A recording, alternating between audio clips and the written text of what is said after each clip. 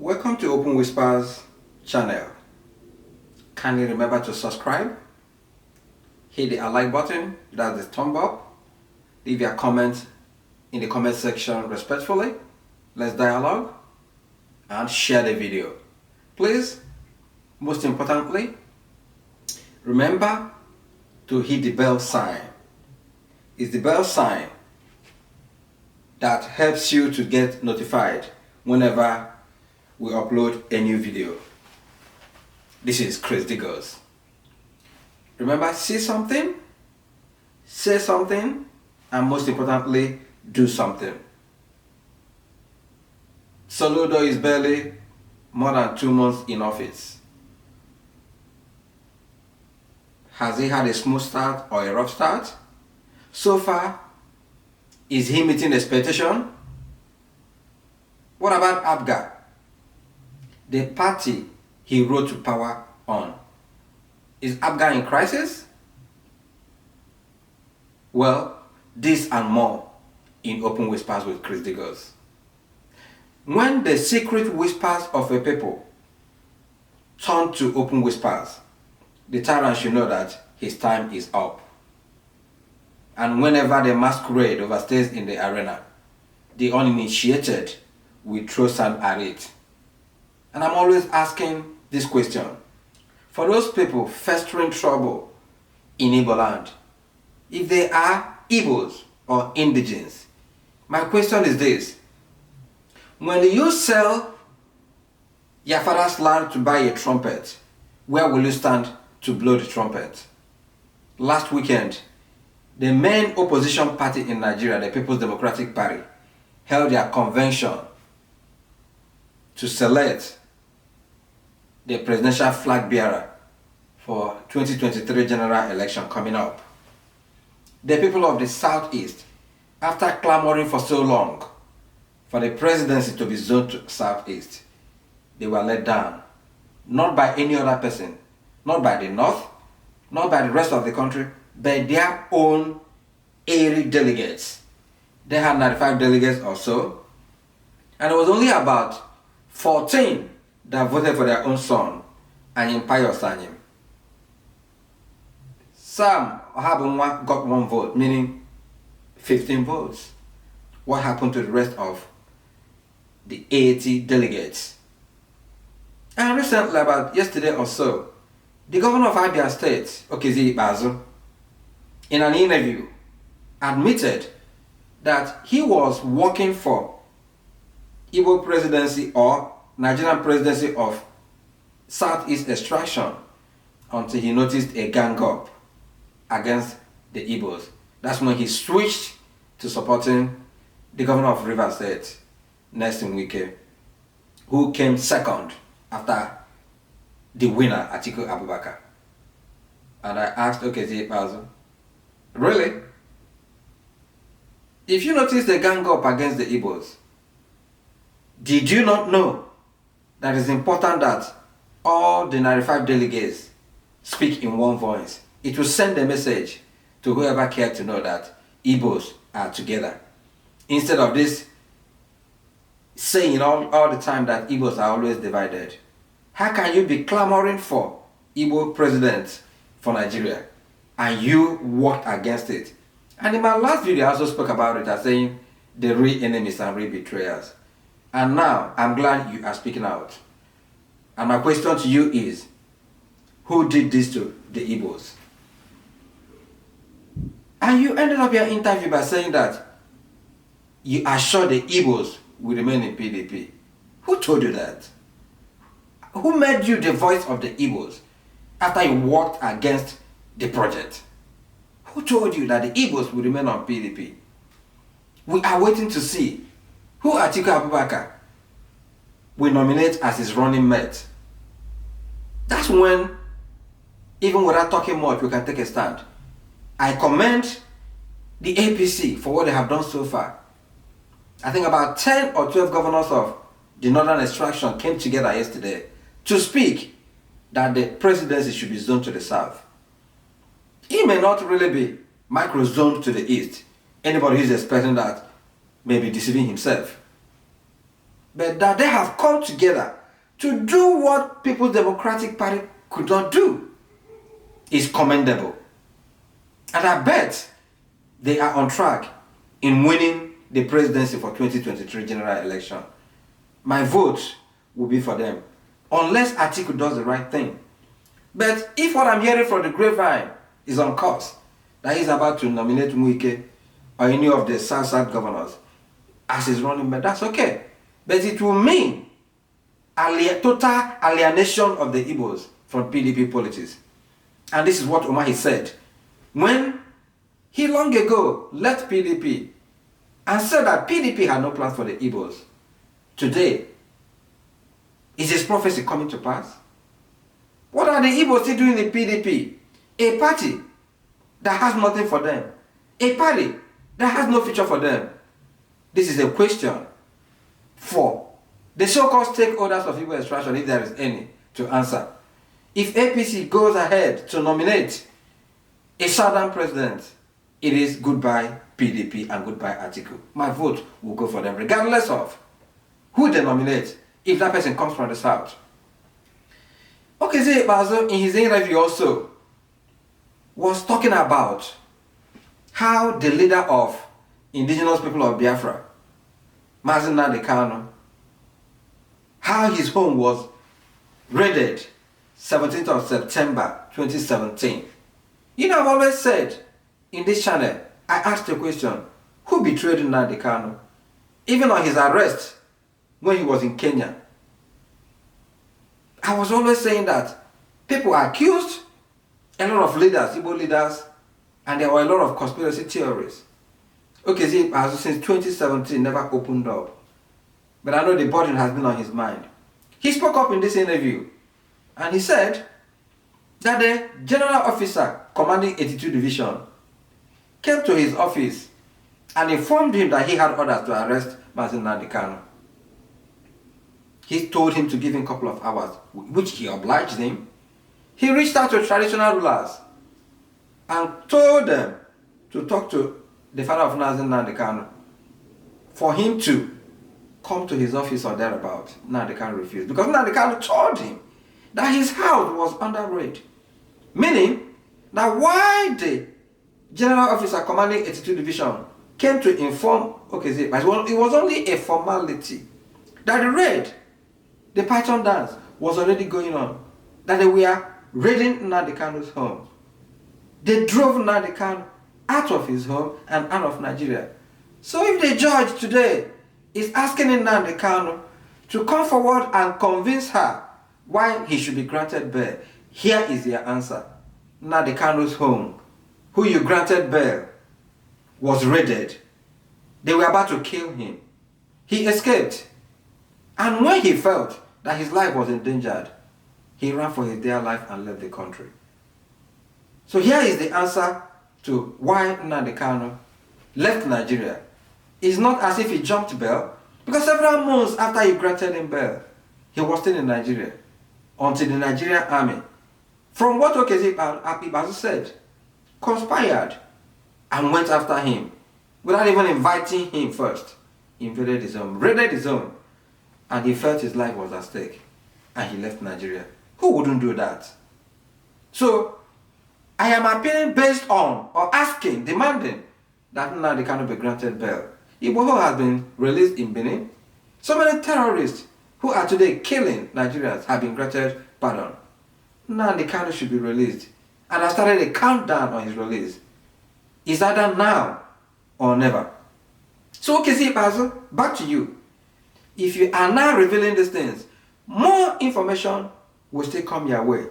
You said in your interview also that the agitation of a people of Biafra is coming as a result of injustice being perpetuated by the federal government against the Igbos. And I said, really? Injustice? What about the injustice being perpetuated by the Igbos against the Igbos? For example, the Lagos Convention or the Abuja Convention of PDP, whereby you mobilize others to vote against Igbo voice. Is that not injustice? What about the injustice going on in Abia State, where the People's resources have been looted. People made poor. People cannot eat 3 times a day. Pensioners dying. Workers not being paid. What injustice could be worse than that? You are talking about injustice by the federal government. All of you Southeast leaders, go to Ebonyi State and see wonders happening in Ebonyi State. Even T.A. Orji in my last video was praising Wike for being Mr. Project. Can such a thing happen in Abia State? Voices are coming against you and your predecessors. Who, starting from Ojo Zakano, who left Abia State without a burden of EFCC? T.A. Orji has been accused of looting several billions. Ojo Zakano is accused of looting several billions. So, which injustice could be that? Corruption is worse than murder. Because what you do when you loot people's wealth is you are taking away the future of several millions of unborn generation. And that is what is going on in Southeast, especially in Abia State, that has become devil's own state instead of God's own state. So when you talk about injustice, I challenge you and say, really? Which injustice could be worse than that? You supported Wike because you felt you were doing the right thing. And Wike feels that Tambuwal betrayed him. Wike's journey turned sour when it became all about him. I like Wike, don't get me wrong. Until the massacre of Obibo happened. He has not really told us what happened in Obibo. Why a lot of Igbo youths were massacred. And it's just like anybody who wants to play the tribal card, they will appoint somebody from the tribe in his government. So that when as a mask of what he is doing or the evil that he is doing, when he is perpetuating evil against that particular tribe, you ask him, he will say, oh, I appointed this particular tribe like the Igbos in my cabinet. Really? So it's only a mask for you to perpetuate your hatred against that tribe. Tinubu appointed Joe Ibokwe, who is an Igbo man, in his cabinet. Then, and they're still promoting him. But let me ask Tinubu a question. You are canvassing for votes of delegates to be the flag bearer of APC. And you did not bother to visit the Southeast to talk to their delegates. What you did was to insult them by inviting them to Abuja for you to talk to them. What does it show? Does it show your love for Joe Ibokwe or your disdain for that particular section of the country? And you are talking about betrayal at Tinubu, that Osibajo betrayed you. You know what injustice is? Okezie Ikpeazu'S said that there can be no peace in any country that perpetuates injustice. The Igbos, you know, by right, they are the only tribe, apart from the Northeast, that has not produced the Nigerian president, right? You know that. You know what is called equity. You know what is called justice. Yet, you are coming, presenting yourself, talking about how you made Buhari president of Nigeria. It's all about you once again. You are playing the same card that Nelson Wike played. It became about him. He got carried away by the quest for power. And that's why, in my opinion, Tambuwal turned against him and betrayed him. For Tambuwal, that's a discussion of a different day. Because, to me, that singular act he did, betrayal of Wike, he has sold away his future. I doubt if he can ever become the president of Nigeria. Because he has shown that he cannot be trusted. He was talking about marginalization of the Southeast.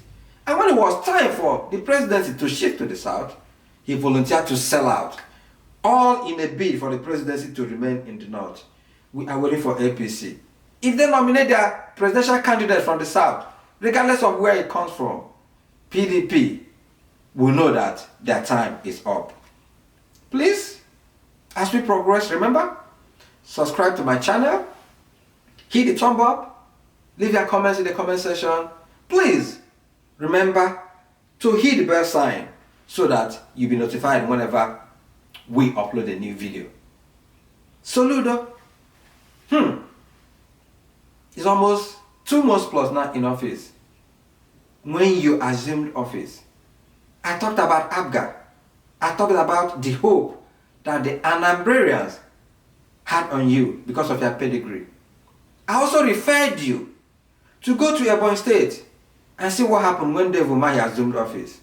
It wasn't as if he had billions in the state's purse, but Dave Umeh swung into action and people started feeling the impact of his government. You've negotiated with those killing people. If negotiation is not working, it's time you make your impact felt.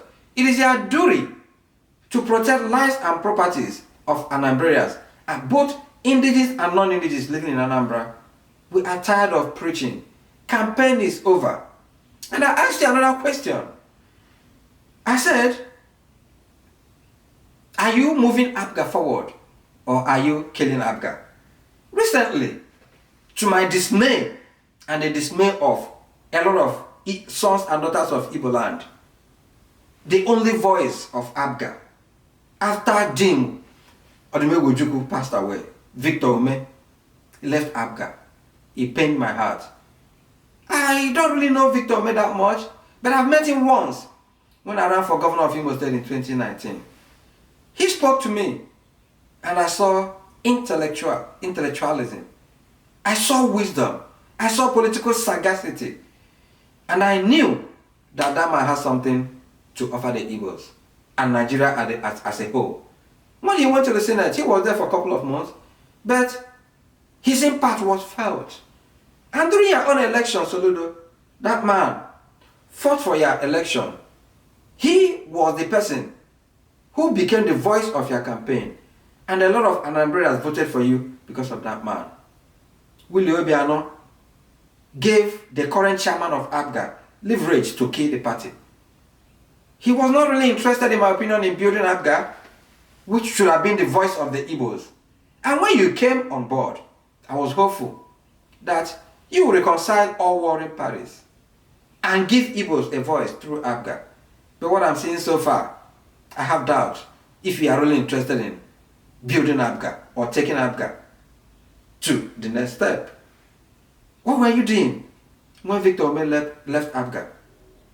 I know that Victor Oye, the current chairman, has had what I call disdain for Victor Umeh from my experiences. I've met Oye once, met Umeh once, and I remember what Umeh said to me when I posed for photograph with him in his house in Enugu.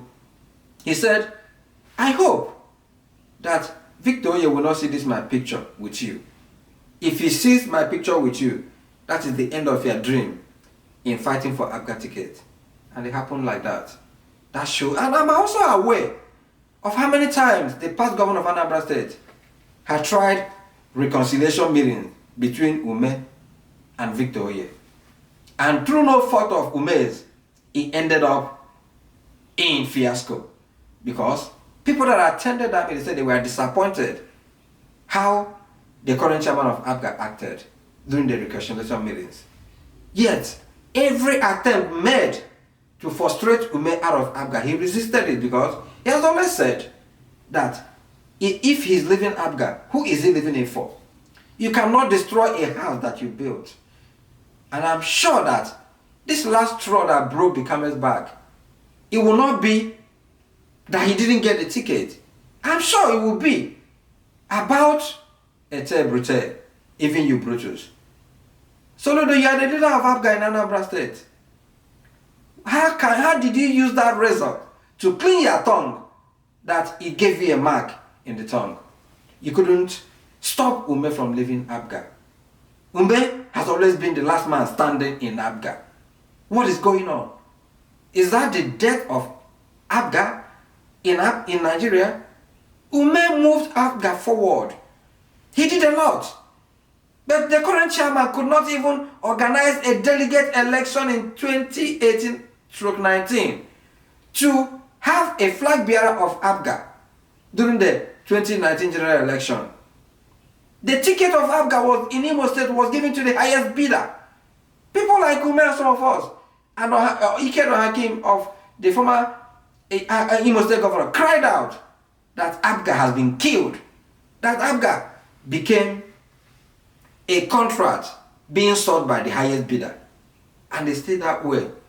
Soludo, the task is on you to make sure that that charcoal, that light that was handed over to you will not die or will not quench in your hands. You have the answer, explanation to Metu, Odumegwu Ojukwu and our ancestors. Every Nigerian, they are watching you. Jim Odumegwu Ojukwu is watching you.